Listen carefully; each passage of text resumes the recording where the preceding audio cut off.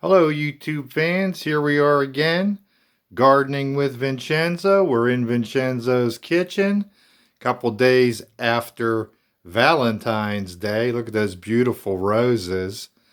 And I thought it was pretty good that the poinsettias had some red on them too. So we're in full swing here. And today we have a little bit of a treat for you. As I say, I'm surrounded with greenery, herbs, spices, and fine cooking. So I'm going to try a different view of the kitchen today, and we'll see how that works out. It might be a little bit easier for me regarding working the camera. And for myself, I'm always marathon cooking.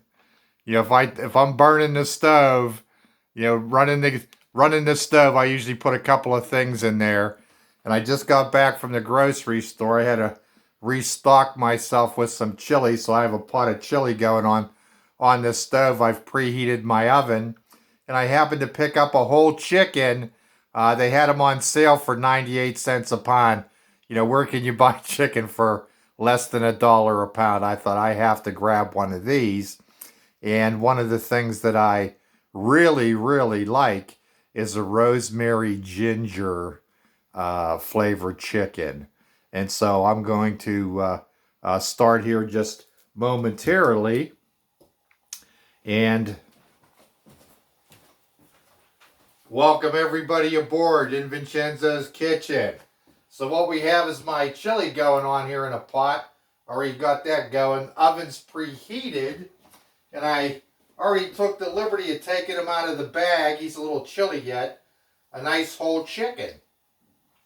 So we used our bread knife and we split them right down the center where the breastbone is. Just cut right through the breastbone. Kind of saw it. Be careful you don't saw yourself. And then what I wanted to do was I have my pan already prepared. And I'm going to cut out the back on them. So the easiest way to cut the back out after they've been split, actually where you can see the back. And I already notched them right there where the neck is. And there's a couple ways to do this. If you have a nice meat cleaver and you really know what you're doing, you can do it that way. Another way is just to take your knife, place it firmly, holding the handle, and just give them a fast, just like that. Makes a nice straight cut. Boom, you got them halfway done already. Go on the other side of the spine, do the same thing. You're cutting about 1.5 inches right out of it. And there we go. I love my Nikiri knife. So here's what we've cut out. We're not even going to use him for soup because I'm making chili. Once a week I make chili. Once every other week I make soup. So we've got two nice half chickens there. And for myself, sometimes it's good to leave the chicken on it, the skin on the chicken if you're going to roast it. And then other times, I'd rather not. If I want the seasoning to go right through the meat, and really flavor the meat up, which I do on this dish, is I'll take a lot of the skin right off. And since I'm covering it with aluminum foil, it'll stay pretty moist. If I was cooking this on the grill outside, which I do all the time with half chickens, I would leave the skin on. It gives you a buffer against the heat. And so I'm just grabbing the skin here, pulling him off. When you can't grab the skin and it's slippery, have a paper towel handy, and usually you can get it off. Try not to be too sloppy, because chicken is that thing that contaminates everything unless you wash it real good. And I did. I washed this one real good. Got him split now. He's pretty good shape. And now I'm going to lay him in the pan. And just splitting him in the back, he's almost in 4 pieces already. But I'm just going to lay him in the pan. One side up, reverse the other side, and there they are looking good. And let me drop him down into the sink because I don't want to contaminate everything, as I said. I'm very careful in the kitchen when I'm cooking. I don't know about anybody else, but sometimes when I get chicken juice on my hand, it actually makes my hand itch. And that makes me think, yeah, that's, you know, wash your hands good. That's all, just wash your hands good.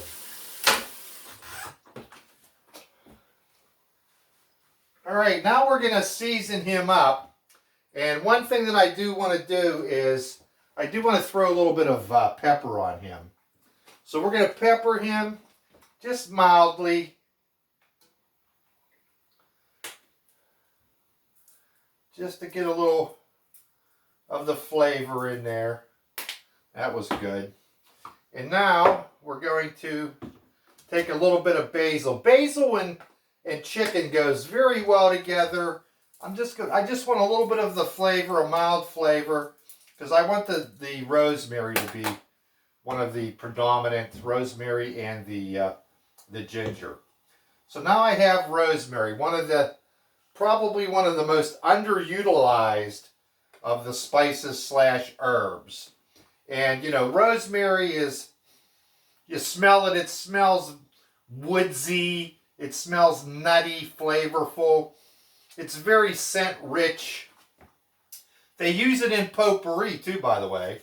So we're going to sprinkle some rosemary on this chicken. And I want to, you know, it's not cover it so that it's black or green, but I want to get some in there. And as this cooks, the rosemary will run off of it into the moisture from the chicken, and there'll be like a steam bath in there of the rosemary, and it'll kind of marry with the other flavors.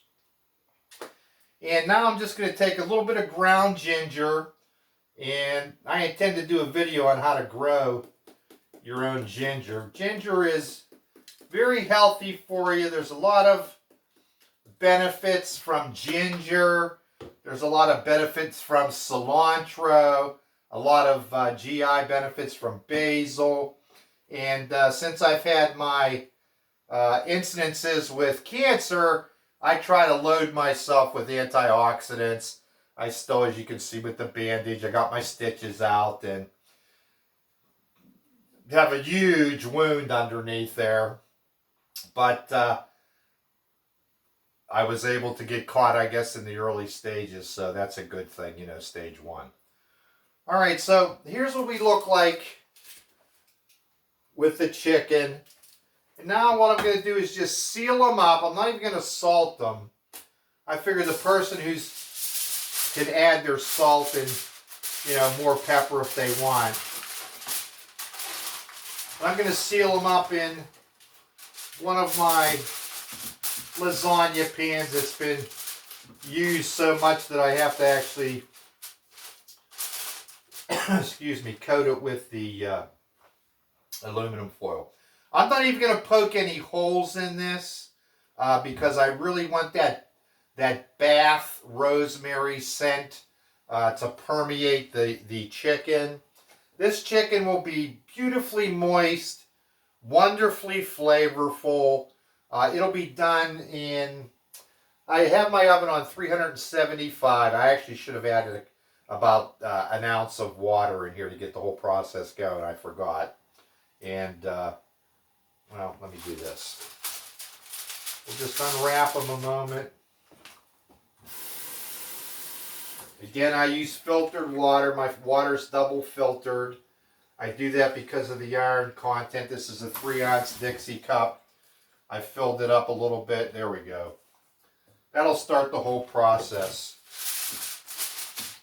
So we'll seal him back up, no holes. We'll stick him in the oven, 375. He's pretty well thawed out. He was pretty cold, but completely thawed out. It was very easy to take the spine out of him and cut him in half. So now I'm going to place him into the stove, and we're going to cook him for 45 minutes would be take a peek at him. And usually that last 15 minutes, what I'll do is I'll remove the cover from the tray, and I'll let him just get a little bit of a browning or a little bit of crust. And actually, if you need to, you could that's the time to spray him with some olive oil if it's gluten-free, or some coconut oil, get a little brown, and it'll actually seal in the moisture from the chicken. So, rosemary chicken, a little bit of ginger, a little bit of basil, a little bit of pepper, and you'll have yourself a wonderful, succulent chicken dish. They're very inexpensive. A whole chicken, when you buy a whole chicken for 98 cents a pound, that's a good thing. I don't know what else to say about that. Also got a bargain on a ground meat, which I'm happy to say. So I'm out there, making that dollar holler, to borrow a phrase from lovely Sarah, CJ's Keto Kitchen. Give them a look up. She makes the most wonderful desserts. The blueberry cheesecake is fabulous. I tried her recipe. Gluten-free. Keto diet, if you're on a keto diet. She makes wonderful cookies, great home-style meals, and that lucky CJ, he gets to taste all that. Me, I got to cook, shop, everything. I do it all. Alrighty. So anyway, gardening with Vincenzo in Vincenzo's kitchen. We're cooking again today. Marathon cooking. Getting close to the spring. I've already gathered my seeds. Oh, one other thing I want to mention. Walmart now has lunch meats that come in these great little packages.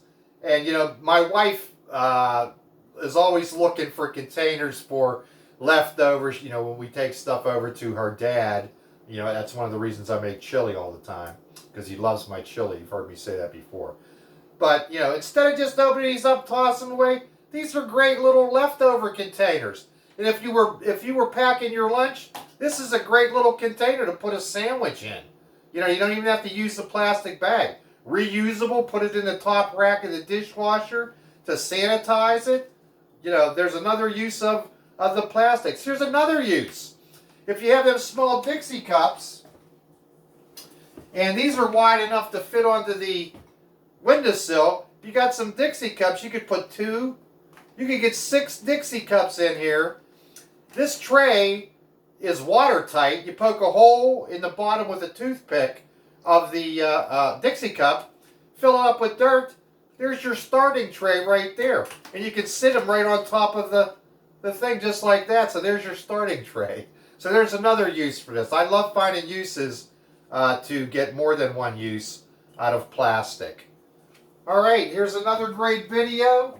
Gardening with Vincenzo. You are what you eat. Fresh is always best. Grow as a person. Plant a garden. And we can't save this planet 1 yard at a time, beginning with your own. And that's without a carbon tax bankrupting everybody. All right, America, thanks for tuning in. Be safe out there. Don't play into the hate, hype, and hysteria. Home and hearth is where it's at. All right, we'll see you.